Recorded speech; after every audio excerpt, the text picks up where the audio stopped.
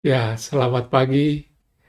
Jumpa lagi dalam ocehan di ruang tamu, dalam episode bersukacita dan bersyukur senantiasa. Ini topik gampang yang tidak pernah salah ya. Dari kecil saya sudah tahu ada perintah untuk bersyukur dan bersukacita.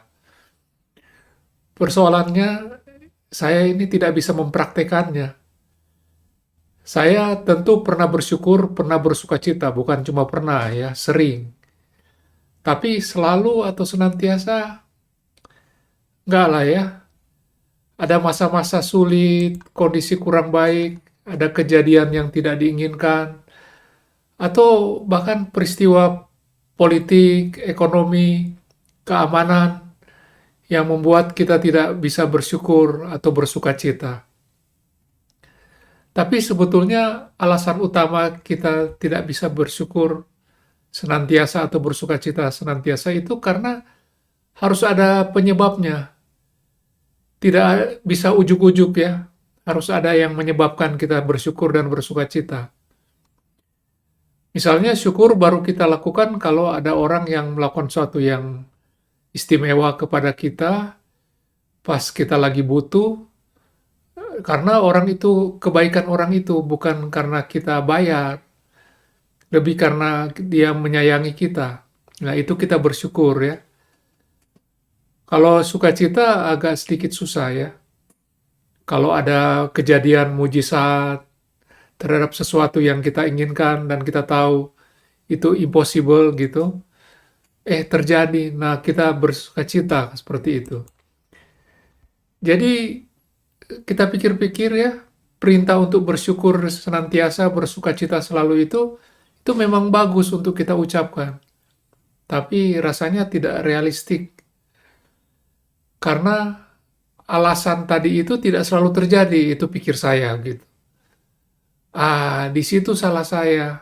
Atau lebih persis mungkin kebodohan saya gitu. Kalau kita pintar sedikit saja, kita akan paham ya, ada begitu banyak alasan untuk bersyukur. Kita hidup begini karena perbuatan baik banyak orang. Kita bisa makan itu bukan karena kita punya uang, tapi karena ada petani yang berkeringat siang malam menanam padi, ada saudagar, pedagang yang berjeripaya berdagang beras ya. Jadi karena ada orang yang menyiapkan semuanya.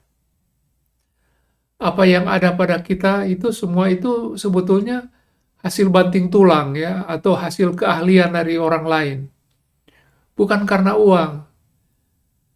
Ada makanan enak, roti yang lezat di meja di rumah saya itu bukan karena saya punya uang, tapi karena istri saya bekerja keras menyiapkannya dengan sepenuh hati untuk suami dan anak yang ia cintai. Kita tahu itu karena roti itu rasa enak sekali.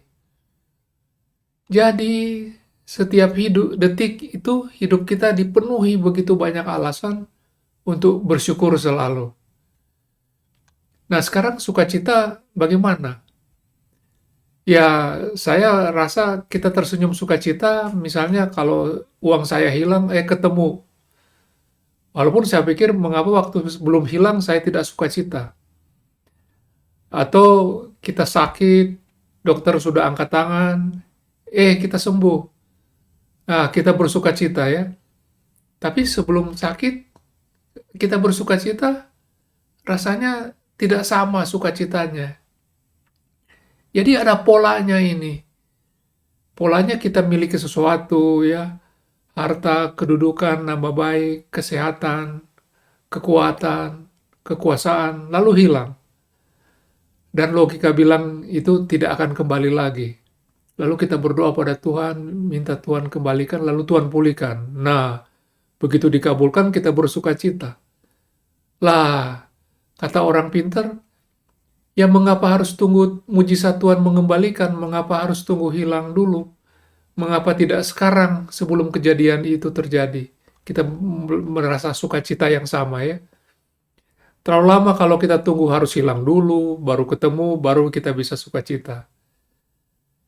Jadi kalau kita perhatikan ya, ada banyak sekali yang tidak hilang yang harusnya membuat kita sukacita. anak kecil ya, yang dia paling takut rasanya itu satu, ditinggal bapak ibunya. Entah ditinggal mati atau ditinggal pergi. Nah, bayangkan kalau kita kehilangan yang paling berharga, yaitu Tuhan kita, keselamatan jiwa kita. Wah, nangisnya kekal ya. Jadi, jaminan keselamatan dan kesetiaan dari Allah itu haruslah menjadi sumber sukacita kita melebihi segala-galanya. Tuhan kita ini Bapa yang kekal, yang juga artinya Dia akan menjadi Bapa kita selama-lamanya. Jadi kita bisa bersukacita senantiasa di dalam Tuhan. Banyak alasannya dan itu melebihi segala-galanya. Jadi kalau ada semboyannya, orang pintar minum tolak angin, kita punya semboyan. Orang pintar bersyukur senantiasa, orang pandai selalu bersukacita. Asik ya. Selamat menjadi orang pintar, selamat bersyukur, dan selamat bersukacita senantiasa. Tuhan memberkati senantiasa.